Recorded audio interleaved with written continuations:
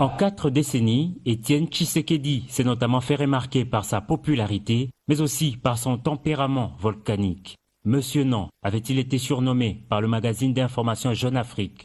Et je profite de votre question pour demander à tout notre peuple de tout faire pour ignorer ces soi-disant gouvernements.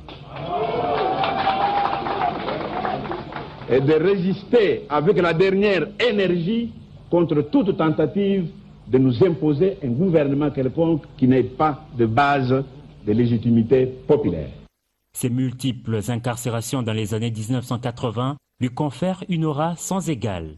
En 1991, lorsque survient la conférence nationale souveraine, il est désigné chef de l'opposition de la société civile. À partir de là, son histoire, soutient de nombreux analystes, sera une suite d'occasions manquées. Lors de sa nomination en 1991, au moment de signer sa prestation de serment, il raye d'un trait de plume toutes les dispositions qui le soumettent au chef de l'État. Tout sent lui-même que ses heures sont comptées parce que plus personne. Un homme habitué pendant 25 ans à faire danser tout le monde, à mettre tout le monde à genoux.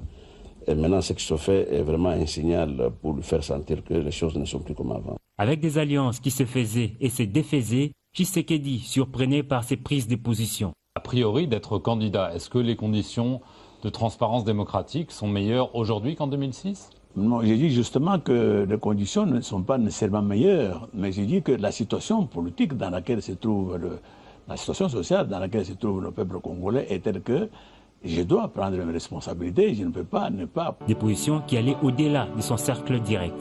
Pour d'aucuns, c'est peut-être ces caractères qui lui a coûté le pouvoir et assurément privé, quelquefois, certaines alliances.